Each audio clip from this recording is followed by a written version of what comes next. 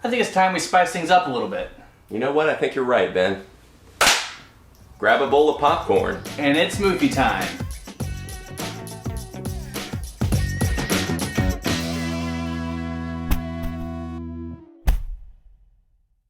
Spiral is the 9th installment in the Osmosis Jones horror movie franchise. It stars Chris Rock, Samuel L. Jackson, and some other guys who aren't those guys. This movie is an important landmark then, because it was the first film to usher people back into the theaters since Tenet, which was the first film to usher people back into the theaters since Avengers Endgame, which was the last movie anybody saw in theaters. Wait, what happened to movie theaters? Have you been living under the rock, idiot?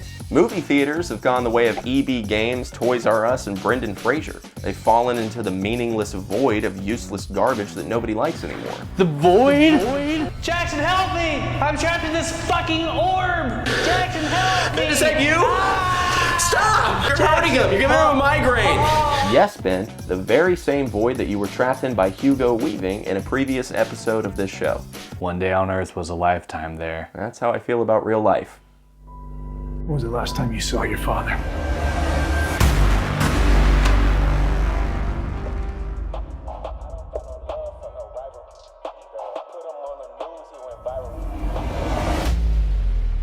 Jigsaw copycat.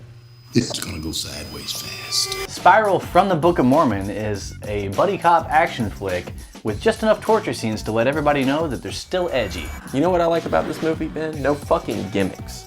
It's just like an old-fashioned horror movie, like those Child's Play movies. Just two brothers beating the shit out of a puppet. Just beating him to death. That is not at all what happened. Did you know Chris Rock executive produced this? Neat. In fact, he's a big fan of the Saw movies, which is why he wanted to be in this. You know, I thought his acting days were over ever since that Beverly Hills Ninjas nonsense. But I guess somebody in Tinseltown is giving out second chances. Yeah, it just goes to show if you are a popular enough comedian and you have enough money, you can buy your way into your favorite horror franchise. Exactly. He could be anyone. He could be anyone.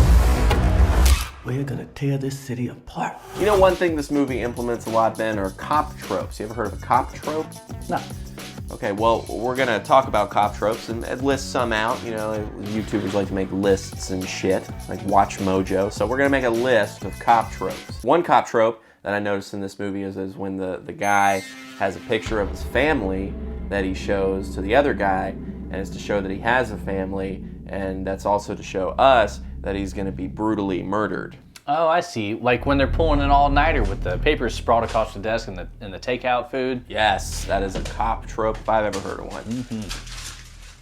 Oh, another classic cop trope is when the main protagonist, cop guy, he squints a lot to show that he's real serious-like. Ooh, yeah, that's a classic acting technique developed by Lee Strasberg, the founder of method acting. Sure. Chris Rock does that a lot. He does it a lot. A lot. Like when the bad guy pushes his head into the good guy's gun to show that he just doesn't care, he's crazy. Yeah. That's exactly. He puts it right he puts his forehead into the barrel of the gun. Also, whenever a cop performs CPR on a woman who's just been drowned by hot wax after being pignapped by a puppet. That's not really a trope. Law and Order, more like Saw and Order. Are you fucking kidding me? Another filmmaking technique that this movie gives us is something called flashbacks. That's right. It's a subtle way to call back to scenes earlier in the film that audience members weren't paying attention to because they were too busy IMDbing the cast list to the movie they're supposed to be watching.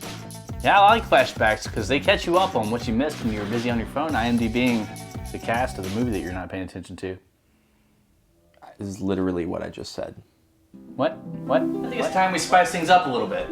You know what? I think you're right, Ben. Grab a bowl of popcorn. And it's MOOFI time.